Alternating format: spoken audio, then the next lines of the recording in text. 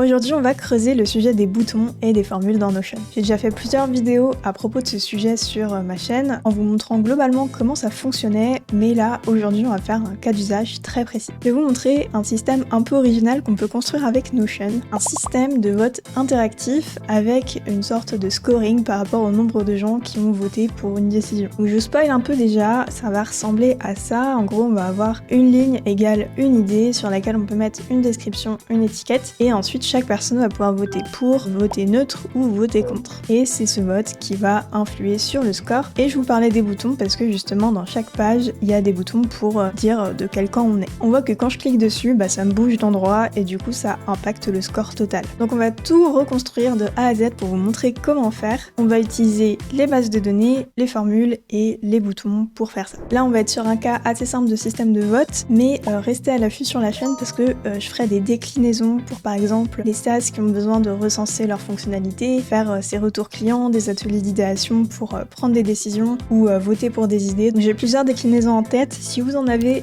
vous aussi après avoir regardé la vidéo, n'hésitez pas à les mettre en commentaire. Et maintenant on démarre sur la construction de ce système. Donc on va partir de zéro depuis une page. Ce qu'on va faire, c'est que vu qu'on a besoin d'une base de données comme base de notre système, dès le début on va faire une page base de données. En l'occurrence, on va commencer par une base de données en tableau. Ici je vais en créer une nouvelle et ça m'a créé ma base. À partir de là, la première étape, ça va être de mettre les propriétés dont on va avoir besoin. En l'occurrence, le nom de l'idée. On va aussi ajouter un champ texte pour mettre une description, qu'on va d'ailleurs ramener en deuxième. Les étiquettes, on va les garder pour pouvoir assigner des tags à nos idées. Ensuite, on crée une formule qu'on va faire juste après, mais on va la laisser là pour faire le score. Et enfin, il va nous falloir 3 propriétés utilisateurs pour que les gens puissent s'assigner à leur camp. Donc moi, je mets vote pour, vote neutre et vote contre, mais en soi, le vote neutre, c'est juste pour dire j'ai vu le truc et j'ai pas d'avis. C'est le vote pour et vote contre qui vont influer sur le score. Donc je crée mes champs personnes. Donc voilà, j'ai tous mes champs qu'il me faut pour faire ce système. Et là, je vais changer les icônes de mes propriétés pour que vote pour ce soit un plus. Vote neutre, on va mettre 3 petits points en mode on parle pas. Et vote contre, on va mettre un moins. Et résultat, 1 égal.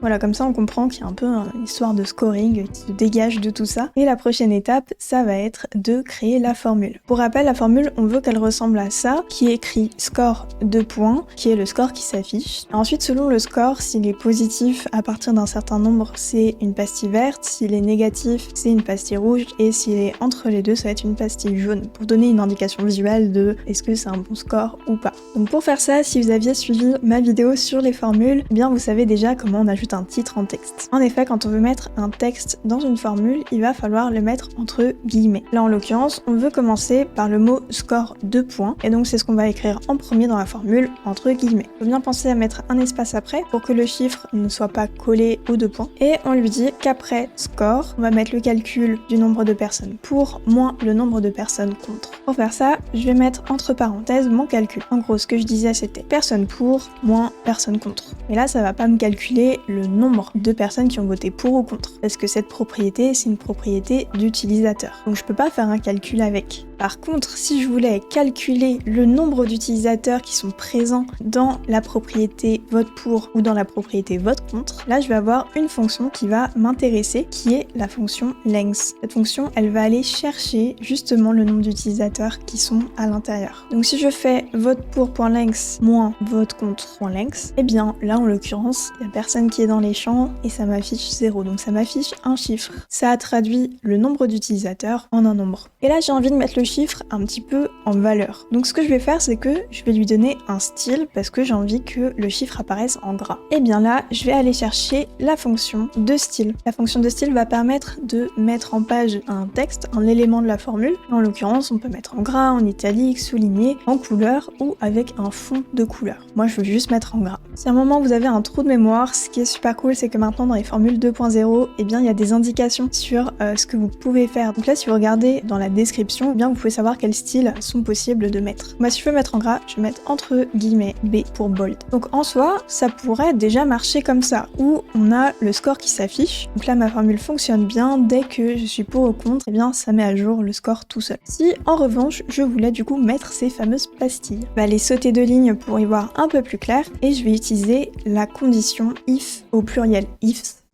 c'est très moche, mais if. En gros, la fonction ifs, elle va permettre d'aller vérifier plusieurs conditions. Donc la première va être la première condition vérifiée et ensuite ça va dans l'ordre. Et là, pour les conditions que je vais aller chercher, la première ça va être est-ce que mon score est en dessous, par exemple de -1.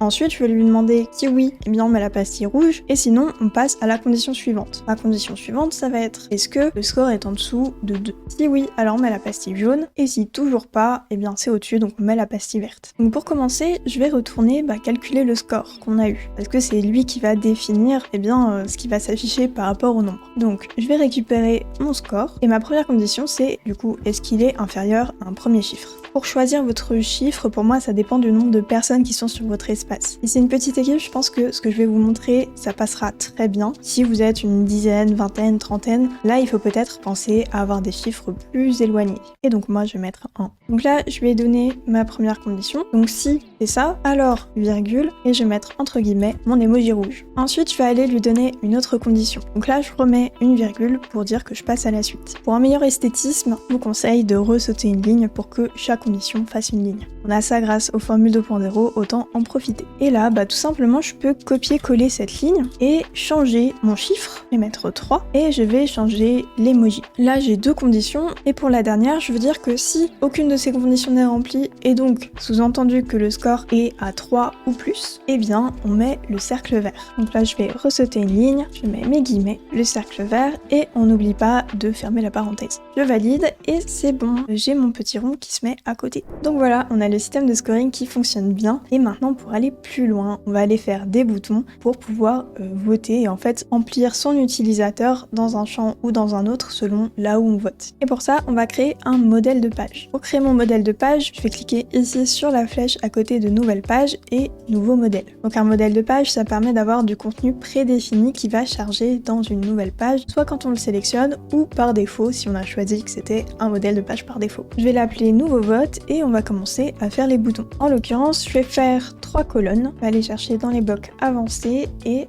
chaque colonne va être un bouton. Mon bouton est créé et ici l'étape que je vais aller chercher, ça va être modifier des pages. Ce qui veut dire que je vais pouvoir modifier des propriétés. Donc je vais pouvoir modifier les propriétés de vote. Je vais choisir d'abord modifier les pages dans cette page parce que c'est cette page pour laquelle je vote et je vais modifier la propriété pour commencer le vote pour. Donc je vais dire que je vais ajouter la personne qui a cliqué sur le bouton. Ce qui veut dire que quand je vais cliquer dessus, eh bien ça va m'ajouter dans ce champ. Mais si je vote pour, ça veut dire que je vote pas pour d'autres choses. Et si j'avais déjà donné mon choix, ça va être un petit peu compliqué de retourner sur la propriété, de trouver mon nom et de cliquer sur la croix pour m'enlever. Donc ce qu'on va faire, c'est que si je clique sur un vote, si jamais j'étais dans un autre, on va ajouter d'autres conditions, d'autres propriétés qu'on va changer. Et pour le vote neutre, on va pas mettre ajouter ni remplacer, mais supprimer. Je vais supprimer la personne qui a cliqué sur le bouton et on arrive à quelque chose comme ça qui va du coup faire en sorte que je suis forcément dans un seul camp. Parce que si je suis à la fois pour et à la fois contre, parce que je sais pas, peut-être je me suis trompée ou j'ai changé d'avis, eh bien mon vote ne va pas peser dans la balance puisque ça va s'annuler. Donc pour éviter ça, on fait un bouton un peu élaboré. Une fois que celui-là est en marche, eh bien on va le dupliquer pour faire les deux autres. Donc je CTRL D et je vais les mettre au milieu et à droite. Et puis ensuite, on va simplement modifier le nom et ce qui est à l'intérieur. Là, c'est un vote neutre. Donc on va dire que pour le vote pour, on supprime la personne, mais pour le vote neutre, on l'ajoute. Et on va faire pareil pour le vote contre. Ici, c'est pareil. Je vais renommer mon bouton. Je lui mets l'icône qui va bien et supprimer. Et pour le vote contre, ajouter. Donc voilà, c'est super simple et c'est ce qui fait que le vote neutre, ça me déplace et je vote contre, ça me déplace aussi. Et ça me fait pas moi qui suis dans tous les camps. Et enfin, je vous propose qu'on fasse un dernier bouton pour annuler tous les votes. Donc là, c'est pareil. On va pouvoir dupliquer ce qu'on a déjà puisque les champs sont déjà remplis. Et puis là, tout simplement, on va mettre supprimer la personne qui a cliqué sur le bouton pour tous les champs. Et donc si je clique dessus, je n'apparais nulle part. Donc là, j'ai rempli un petit peu ma base de données et on peut voir que maintenant, si je vais sur acheter une plante pour le bureau, eh bien si j'ai mes boutons, je vais pouvoir cliquer dessus et mon système est opérationnel. Donc ce que je vous conseille de faire pour que les boutons apparaissent bien, c'est que vous avez créé le modèle de page, eh bien mettez-le par défaut en cliquant sur les 3 points qui sont ici et en sur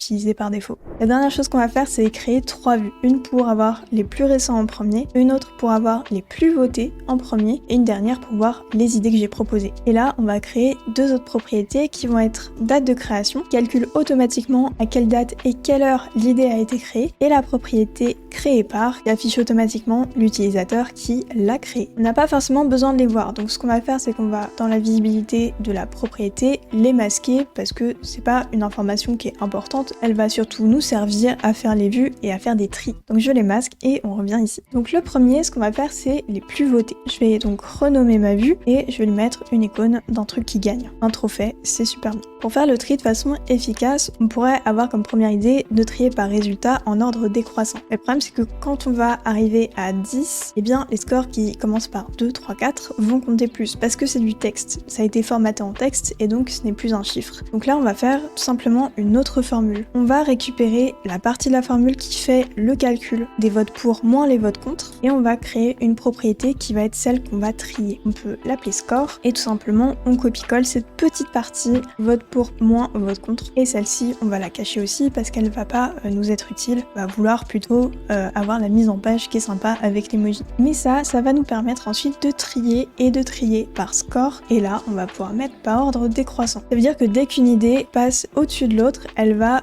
se classer automatiquement le plus haut possible. Donc ça c'est bien pour voir ce qui a été le plus demandé. Maintenant on va faire une variante. J'aime bien cette mise en page, ce que je vais faire c'est que je vais clic droit sur ma vue et la dupliquer et je vais simplement la renommer plus récent en premier. On va lui trouver une bonne icône d'horloge et là le tri qu'on va faire c'est pas par score mais c'est par date de création. L'ordre de création on va le mettre par ordre décroissant, donc le plus récent et en dessous le plus ancien, qui va permettre quand j'ajoute un nouveau vote, eh bien qu'il se classe tout seul en premier et donc que chaque nouvelle idée ait sa chance. Et enfin la dernière vue c'est pareil, on va dupliquer celle qui existe et on va mettre créé par moi ou alors mes suggestions. Ici, on peut garder le filtre de date de création, je trouve ça plutôt utile. Par contre, on va ajouter un filtre. Donc un filtre dans une base de données, tout simplement, ça va cacher les entrées qui ne correspondent pas aux conditions que j'ai données. Là, la condition, c'est créé par, puisque c'est les suggestions que moi j'ai ajoutées. Donc créé par, et je vais pouvoir mettre créé par moi. C'est-à-dire que avec la condition moi, chaque personne qui regardera cette vue aura un affichage différent. Parce que cette condition, elle marche avec les utilisateurs et pas avec des profils qu'on a choisi. Si j'avais choisi juste créé par Lou Attal, tous les utilisateurs, peu importe qui ils sont, auraient vu mes suggestions à moi, alors qu'en mettant moi, on voit tous les nôtres. Et voilà, on a un système qui est opérationnel pour faire des suggestions, faire voter, c'est interactif et il y a des classements qui se font automatiquement par rapport à tout ça. Comme je disais en début de vidéo, ça c'est un cas assez simple, c'était surtout pour vous montrer dans un tutoriel comment faire et je prépare justement plusieurs autres cas d'usage beaucoup plus concrets, notamment pour un usage pro et il y aura les modèles qui viendront avec sur ma page Gumroad. Donc abonnez-vous si vous voulez voir ces vidéos qui arrivent très prochainement. Merci d'avoir regardé la vidéo. Si vous avez n'importe quelle question, mettez-les en commentaire. Je vous laisse mettre un like si vous avez appris quelque chose sur Notion et je vous dis à bientôt pour d'autres tutos, d'autres vidéos sur Notion. À très vite.